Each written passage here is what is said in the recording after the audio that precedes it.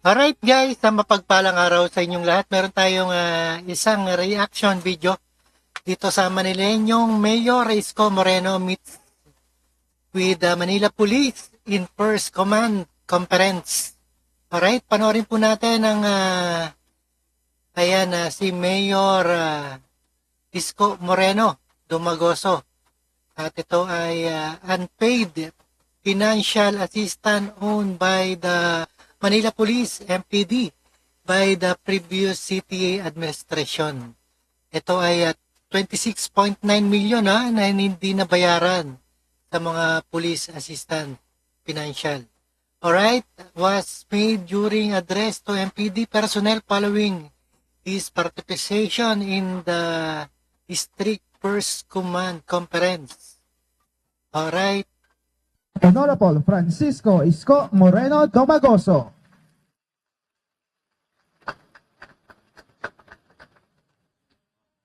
Maraming salamat, General Guzman at ang ating Vice Mayor naririto.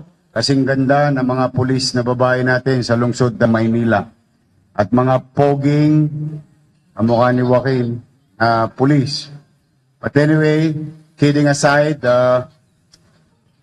nasabi ko na kanina na gagawin ko ng paraan yung utang sa inyo ng lungsod ng Maynila. 26 million ang utang sa inyo. Nagkompromiso na ako kay General. Grabe, no? 26 million sa napunta yun, no? Nakurakot ng dating administrasyon. Grabe pala itong si, Mayor Lacuna. Guzman at sa mga opisyalis ninyo. May awa ang Diyos. Bigyan nyo lang ako ng konting hingahan. Dahil nabulunan ako Negative 11 billion na yun Pero first things first. Yun naman ang akin. At Grabe, yung ibang no? kakailanganin ninyo, may inuuhan ako, may iba naman ipanghihingi ko. Tapos yung mga ipatutupad, alam na rin ng inyong general, aabisuhan na rin kayo ng inyong mga opisyalis. But of all these things, let's focus on two things. The basic one. Ito yung pinakamadali. Linisin ng Maynila ng kadugyutan. Pangalawa, magkaroon ng kapanatagan ang pamumuhay sa lungsod ng Maynila. So, yung pangalawa, kailangan ko kayo. Ayan si Yorme, laking Maynila, kaya alam niya lahat ng basura dyan. At kadugyutan. At kailangan linisin, no? I cannot do it alone. Although, you may see me kasama ninyo hanggang madaling araw.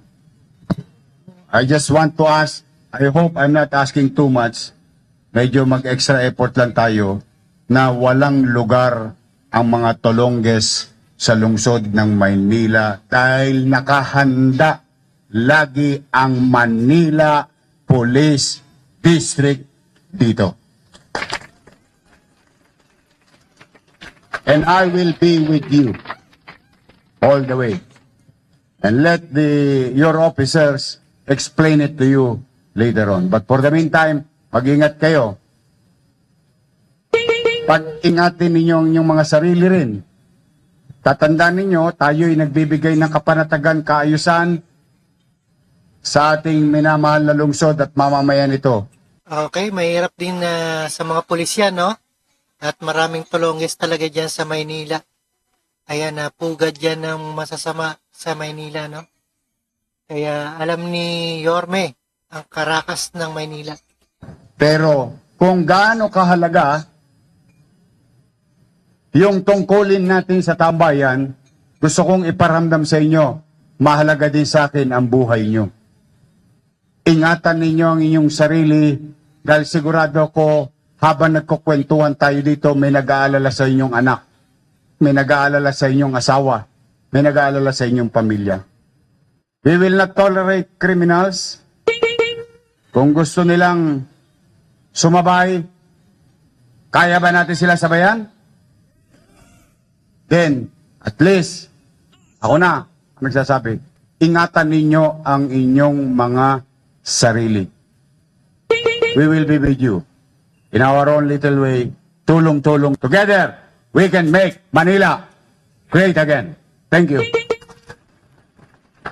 Alright, ayan na. Manila great again. Ayan sabi ni Yorme Isko Moreno. At subaybayan po natin ang pagbabago ng Maynila. At maraming salamat sa panonood at pagkikinig dito kay Rob Trip. At subaybayan po natin yan ang ating si Mayor Isko Moreno. At maraming salamat. Peace out.